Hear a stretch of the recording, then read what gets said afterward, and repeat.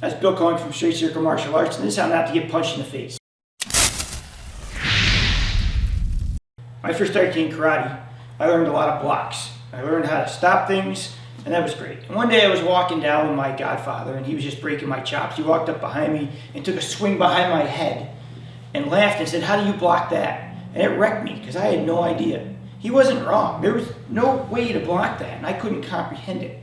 What I learned later is no matter what art you take, you cannot be a robot and sit there stiff. You have to have some movement. You have to learn how to evade.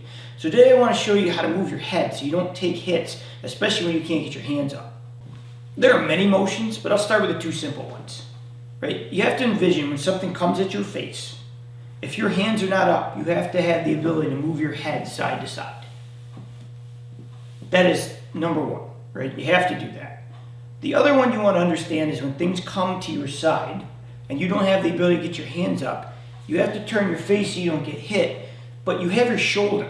As you turn your head, it pulls your shoulder anyways. And if you learn how to move, a lot of times it will protect your face so you don't get ripped.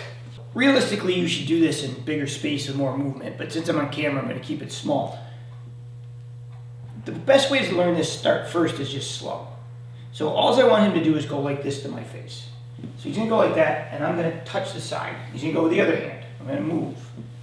And you should do this until you get an idea of how to move properly. When you get better, you can add a hand to it. But ideally, I want to just get this head motion. And you want to do this over and over and over again. Do it from distance, people coming at you, have them change the angle a little bit. Not hooks, it's not like that with a hook, but from straighter to kind of angled punches.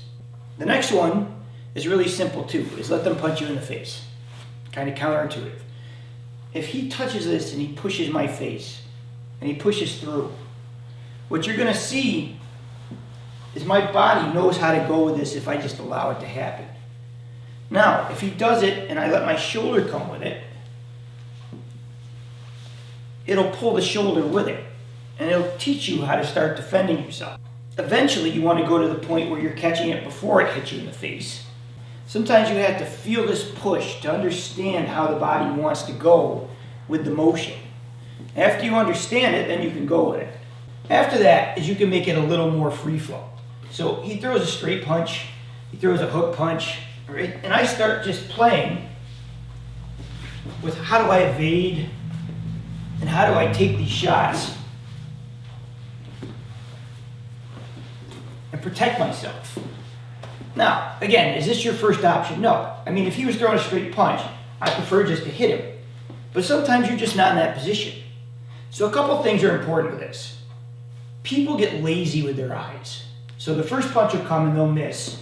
And then they'll turn their brain off, and then the next one comes and they're surprised. When you're doing this, as he punches, you should be looking for that next one all the time. So here comes the next one, and I'm looking, and I'm always trying to pay attention to where those hands are.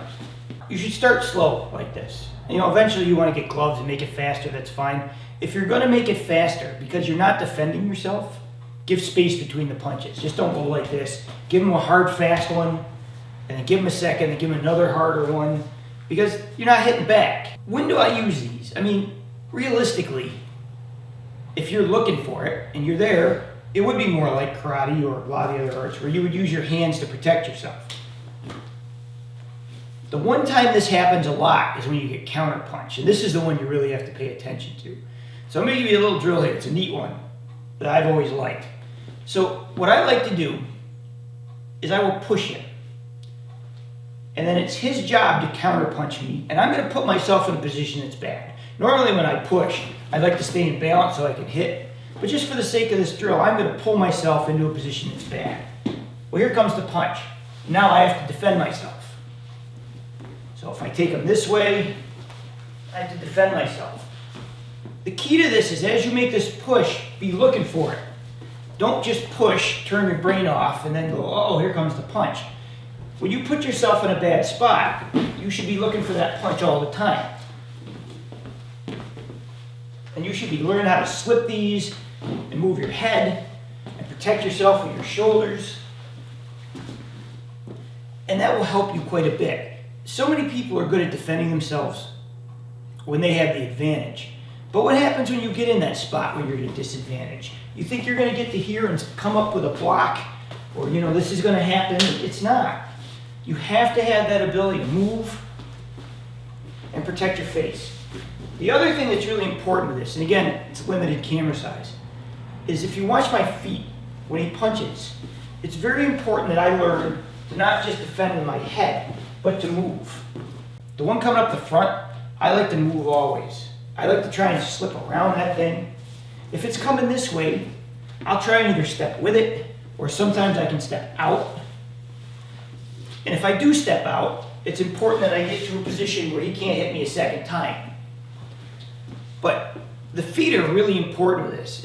It's important to move the head, but if you don't move your feet with it, it really doesn't do you any good. You can incorporate this in all drills at some point.